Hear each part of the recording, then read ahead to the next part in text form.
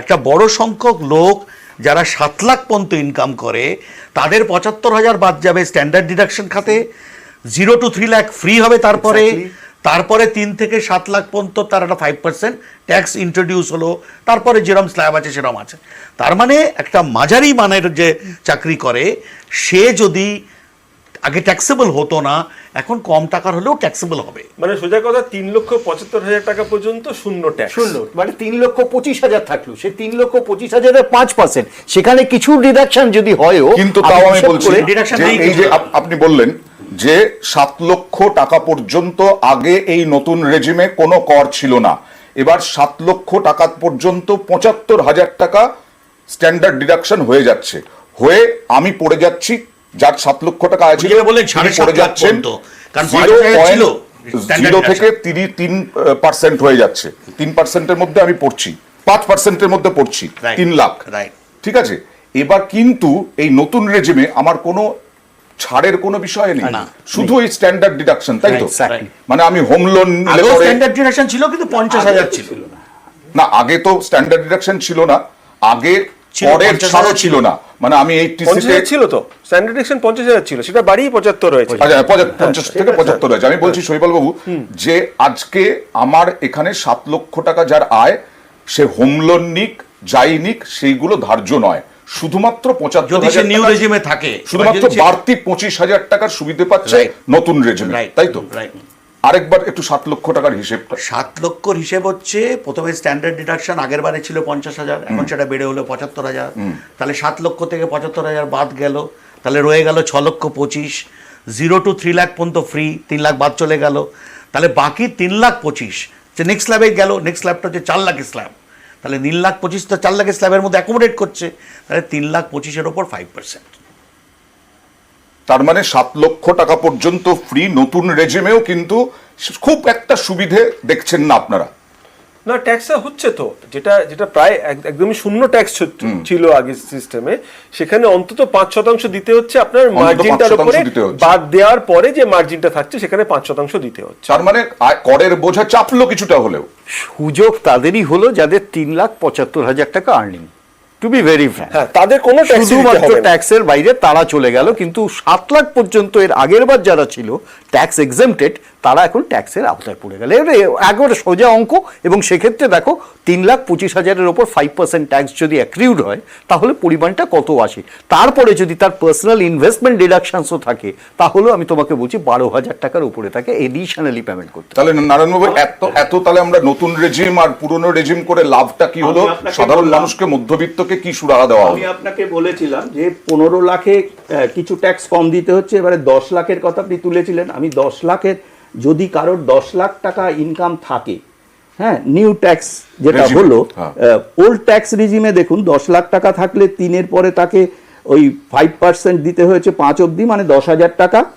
তারপরে তাকে দিতে হয়েছে ওই 10%, সেটা হচ্ছে আপনার 3 লাখে 10% হচ্ছে কত হচ্ছে?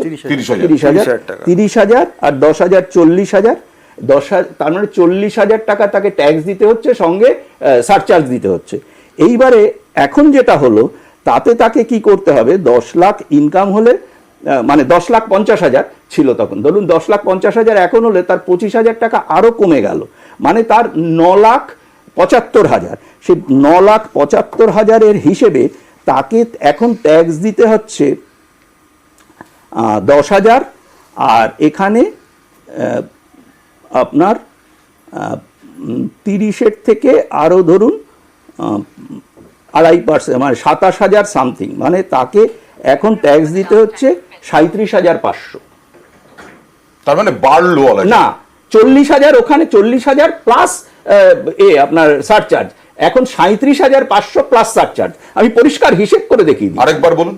আচ্ছা, আবার বলছি যে পুরনো যেটায় ছিল সেটায় 3-এর ওপরে তার 5% দিতে হতো 5 অবধি, মানে 10,000, আর 5 থেকে তার 10 অবধি দিতে হতো, 10 অবধি দিতে হতো। আরও ধরুন 5,000-এর ওপরে যে 10%, মানে হচ্ছে আপনার 9 আপনার 40,000 অবধি দিতে হতো তাকে। এইবারে এখন তাকে যে নতুন নিয়মে দিতে হচ্ছে সেটা হচ্ছে তার ৭৫,০০০ বাদ চলে গেল, আগে ছিল ৫০,০০০ বাদ যাচ্ছে, এখন ৭৫,০০০ বাদ গেল, মানে ২৫,০০০ কিন্তু ইনিশিয়ালি আপনার ইনকাম থেকে বাদ হয়ে যাচ্ছে, আপনি স্ল্যাবের টোটালটাও নামিয়ে আনছেন। এইবার সেখানে আপনাকে এখন দিতে হচ্ছে ৩ থেকে ৭ ২০,০০০, আর ওইখানে ৭ থেকে ৯ ২০,০০০ 22,৫০০ টাকা দিতে হচ্ছে, টোটাল 42.5। 42.5 আছে। কৃষাণু কি মনে হলো আয়কর নিয়ে মধ্যবিত্তের উপরে চাপ কমলো? কিছু কিছু ক্ষেত্রে কমলো, কিছু কিছু ক্ষেত্রে বাড়লো, আর ১৫ লাখের উপরে হলে কমে গেল। বিষয়টা হচ্ছে যে আমরা হিসেব করছি ৭ লাখ যার আয়, মানে গড়ে মাসে ৫৫ থেকে ৬০,০০০ তার আয়। একটু ধরিয়ে দিই, উনি বলছেন ১০ লাখ টাকা যারা, না না, আমার কাছে জানতে চেয়েছি ৫৫ থেকে ৬০,০০০ টাকা গড়ে যার মাসিক আয়, মানে তাদের থেকে কত নেবে বা ২ টাকা ছাড় দেবে, এটা হলো মোদী সরকারের ১০ বছর ক্ষমতায় থাকার পর এটা হলো অর্থনীতি। এবং তারা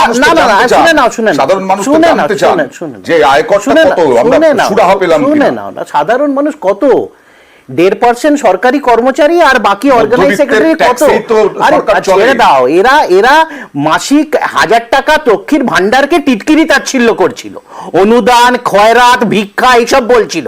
এখন যার মাসিক ২৫,০০০ ৫০,০০০ টাকা আয় তার থেকে কত নেব সেই হিসেব করছে।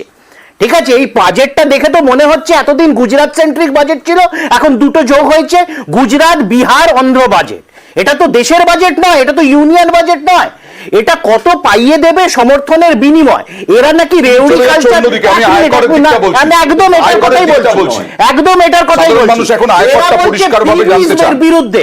এইদিকে বিহারকে কত ফ্রি দিয়ে দিচ্ছে, অন্ধ্রকে কত ফ্রি দিচ্ছে, কেন কি তারা যদি ফ্রি না দেয় তাহলে সরকারটাই থাকবে না। আর এরা একটা গরিব মানুষ যার আয় তুমি ছেড়ে দাও ৫০,০০০ টাকা, যার ২৫,০০০ টাকা ২০,০০০ টাকা আয়, সে জিএসটি দিচ্ছে না, সে পেট্রোল ডিজেল এলপিজি বাজার থেকে কিনছে না, তার তো কোনো সুরাহা হলো না। এদিকে তাকে লক্ষ্মীর ভান্ডারের জন্য, তাকে ফ্রি মেডিকেল স্বাস্থ্য সাথীর জন্য টিটকিরি তাচ্ছিল্য করতে হবে। এই স্বৈরতান্ত্রিক ব্যবস্থা সুরাহা হলো না মধ্যবিত্তের? অ্যাপারেন্টলি নয়, কিন্তু কারণ যে ট্যাক্স রেজিমটা দেওয়া হলো তাতে যারা একেবারে মধ্যবিত্ত নিম্ন মধ্যবিত্ত, এই যে বলছে ২৫,০০০ টাকা ৩০,০০০ টাকা যাদের খুবই ইনকাম, কম, অ্যাকচুয়ালি কিন্তু বুঝতে হবে যে আমাদের অ্যাভারেজ রোজগার অত নয়, মানে যেরকম দেখায় যে আপনি মানে ভারতবর্ষ কিন্তু সাউথ দিল্লি নয়, এটা বুঝতে হবে। ফলে ভারতবর্ষের যে স্প্রেড, অর্থাৎ যে ইনকামের যে ডিফারেন্স বিভিন্ন রাজ্যে রয়েছে, বিভিন্ন স্তরে রয়েছে, সেখানে অ্যাভারেজ ইনকাম মানে এখনো তো গরিবের হিসেবটা হচ্ছে $2 পার ডে, মানে $2 মানে কত, ১৬০ টাকা। ১৬০ টাকা হলে মাসে কত হয় আর বছরে কত হয় আপনারা হিসেব করুন। কিন্তু সেটা যদি কারো রোজগার হয়, আমরা চীনের 1/3 রোজগার করি না মাথা পিছু। সুতরাং সেখানে যে ফোকাসটা হওয়া উচিত সেটা কিন্তু এই সেকশনের জন্য, অর্থাৎ যারা নিম্ন মধ্যবিত্ত মধ্যবিত্ত তাদের সেকশনের জন্য। সুপার রিচদের নিয়ে তো সমস্যা নেই, সুপার রিচদের উপর ট্যাক্স বসানো হলো কি, করা তো উচিত ছিল, সারা পৃথিবী বসাচ্ছে। ১৫ লক্ষের উপরে হলে পরে আয় 30% হয়ে যাচ্ছে, এমনিতেই দিচ্ছে, সেটা কিন্তু কর্পোরেট ট্যাক্সের থেকে ১৫ লক্ষ ছেড়ে দাও, যারা কোটি কোটি আয়, কোটি কোটি রোজগার তাদের করে, তুমি তাদের উপর স্ল্যাবে ট্যাক্স কমিয়ে হলো। দিলে, তাদের তুমি 30% ছুলে না, আর তুমি বলছো নাকি তুমি সাধারণের সরকার। ইন্টারেস্টিং আরেকটা জিনিস, একটা ছোট্ট তথ্য দিই এখানে, মানে ভেরি ইন্টারেস্টিং, যে যেখানে কর্পোরেট ডোল আউট করা হয়, যেখানে ট্যাক্সেস কর্পোরেটকে ফ্যাসিলিটেট করা হয়, ঠিক সেখানে দাঁড়িয়ে আজকে মধ্যবিত্ত আমরা আলোচনা করছি ৭ লাখ ৩ লাখ ৫ লাখ ২ লাখ। আলটিমেটলি তুমি দেখো এই সরকার তাদের ওপর ট্যাক্স অ্যাক্রিউ করেনি, যেটা সারা বিশ্ব এখন ভাবছে এবং করছে, সেটা হলো মিলিনিয়াসদের। মিলিনিয়াস ক্লাব হয়ে গেছে, এবং সংখ্যাটা জানো, সংখ্যাটা এই মুহূর্তে মিলিনিয়াস নতুন ২০১৪ পরে ১৩৪৯। এই হচ্ছে মিলিনিয়াস ক্লাব। বেসলেস ধারণা ছড়ানো হয়েছিল যে এই মিলিয়নিয়ারদের ট্যাক্স করলে এরা নাকি সবাই দুবাই চলে যাবেন, সব ব্যবসা নাকি ভারতবর্ষের বাইরে চলে যাবে বলে ট্যাক্স করা হচ্ছে। আমি আরো একবার বিশ্বাসের কাছে যাব, এই বিলিয়নিয়াররা অলরেডি ভারতে সাধারণ মানুষদের একদম স্বাভাবিক সোজা সুবিধা করে। আমি বলতে চাইছি যে পুরনো আপনাদের কি সুবিধে হলো বা অসুবিধে হলো সেইটা আয় করে। পুরনো স্ল্যাব অনুযায়ী ছিল ৫০,০০০ টাকা স্ট্যান্ডার্ড ডিডাকশন ছিল, তারপরে ৭ লাখ পর্যন্ত ফ্রি ছিল, কিন্তু ৭ লাখ ক্রস করে গেলে আপনি স্ল্যাবে ফেরত চলে আসতেন নিউ রেজিমে। আমি ওল্ড রেজিম নিয়ে ডিসকাসই করছি না, কারণ নিউ রেজিমই এখন স্কিম অফ থিংসে রয়েছে। সেকেন্ড হচ্ছে এখন যেটা হলো, এই ৫০,০০০-এর যে স্ট্যান্ডার্ড ডিডাকশনটা রয়েছে সেটা বেড়ে ৭৫,০০০ হয়ে গেল। তার মানে আপনার কিছু টাকা কমে গেল, যেখানে ওরও ট্যাক্স দিতে হলো না। কিন্তু আপনি 7 লাখ পর্যন্ত যে ফ্রিডমটা পেতেন সেটা বন্ধ হয়ে গেল। আপনি প্রথম থেকেই স্ল্যাবে চলে গেলেন।